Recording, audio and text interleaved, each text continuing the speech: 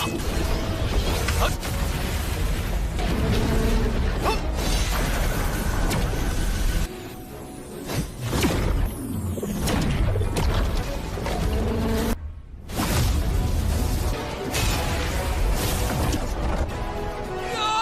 早已死过一次，今天天大！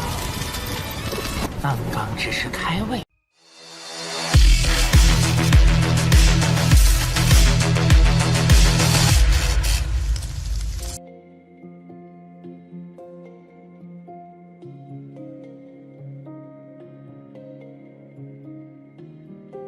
Halo semua, selamat datang di Ruang Sinema. Bagaimana kabar kalian semua? Semoga selalu sehat dan baik-baik saja.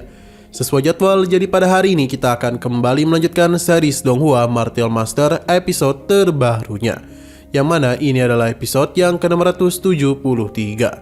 Bagi yang baru bergabung dengan series ini, kita sudah sediakan playlistnya.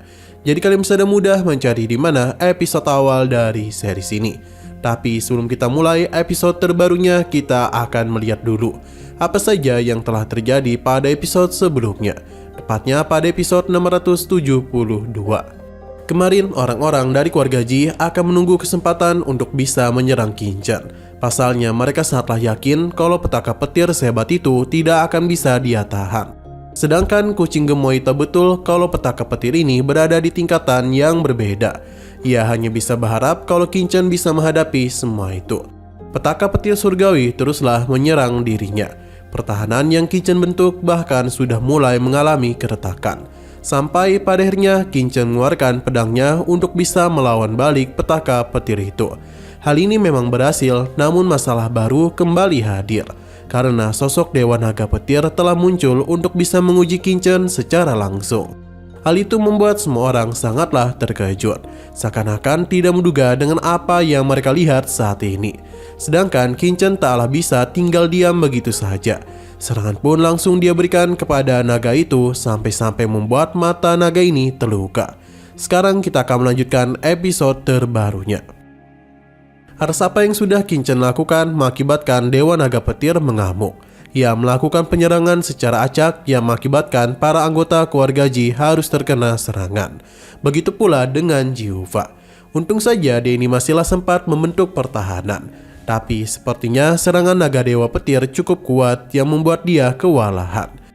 Jiufa bahkan sampai tidak menyangka kalau petaka petir ini akan sangat mengerikan.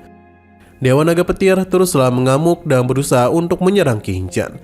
Jiruyu hanya bisa melihat hal ini tanpa bisa berbuat apa-apa, karena mereka juga harus melindungi diri dari serangan Dewa Naga Petir. Qingchen sendiri sadar kalau ia taklah bisa terus lari, karena itulah dia menahan serangan ini secara langsung.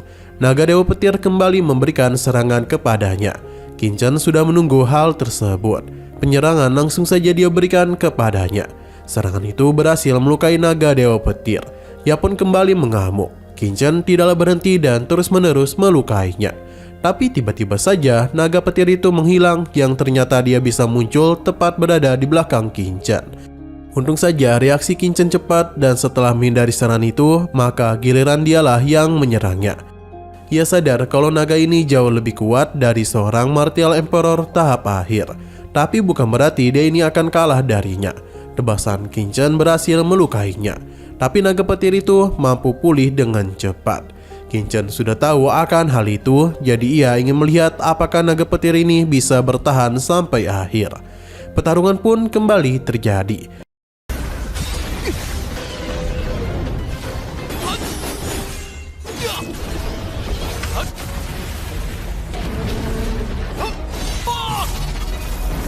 Semua orang di sana hanya bisa melihat saja tanpa bisa berbuat apa-apa. Mokara sendiri sangatlah terpukau dengan pertarungan tersebut. Bahkan jika naga ini mati, maka dagingnya pasti sangatlah nikmat.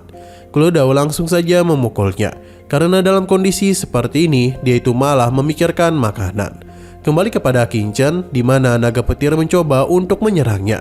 Qingchen yang melihat luka naga itu pulih dan cepat membuat dia sadar kalau sepertinya naga ini abadi. Jika terus seperti ini, maka itu tidaklah menguntungkannya. Karena itulah Qingchen harus memikirkan cara lain lagi. Sayang sekali naga Dewa Petir kembali menyerangnya. Ini pun memaksa Qingchen untuk bisa bertahan dan harus terpental. Sampai pada akhirnya Qingchen pun memahami sesuatu.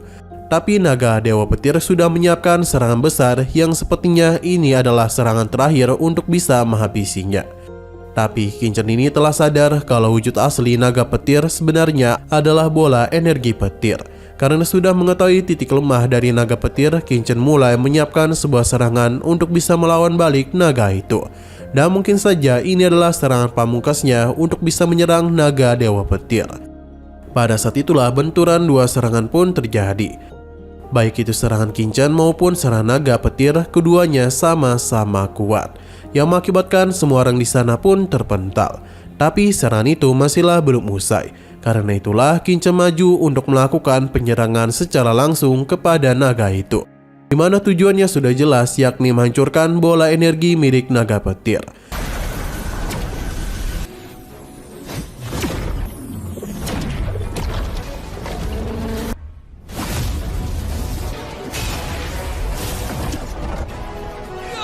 Bola ini sangatlah kuat sampai-sampai membuat tubuh Qingchen mengalami retakan hebat.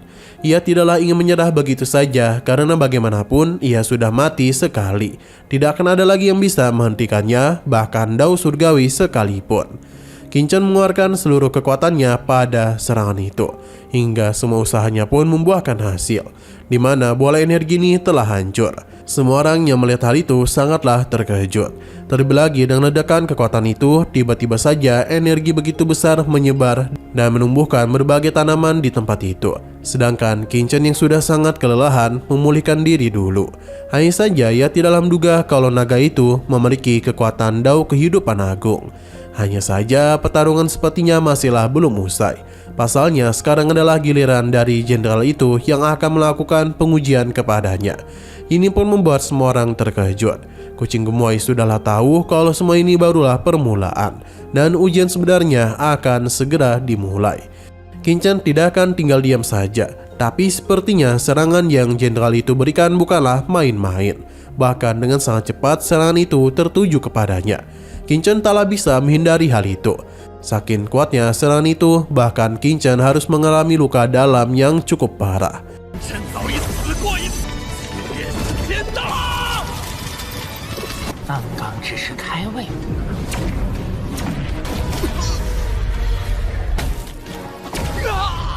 Orang-orang yang saatlah mengkhawatirkan kondisinya.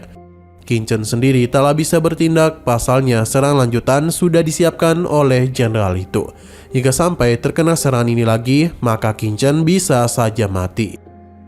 Nah, sayang sekali lagi seru-serunya, episodenya pun harus bersambung dulu. Tapi sebelum kita akhiri, seperti biasa kita akan melihat preview bagian selanjutnya. Entah apa yang terjadi karena tiba-tiba saja tubuh Jiruyu itu perlahan menghilang tepat di hadapan Qingchen.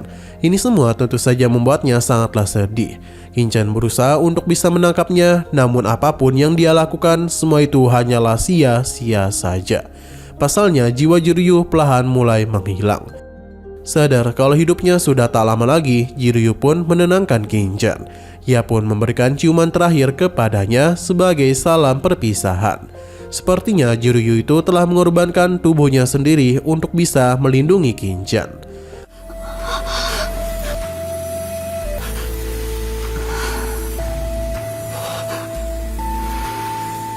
Oke, sekian dulu pada video kali ini. Untuk video selanjutnya akan segera hadir.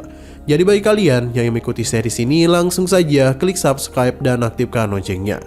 Terima kasih yang sudah menonton video sampai habis. Jika kalian suka pada video ini, klik like dan share ke teman-teman kalian tentang channel ini. Dan ditunggu aja kelanjutannya. Oke, sampai jumpa di video selanjutnya.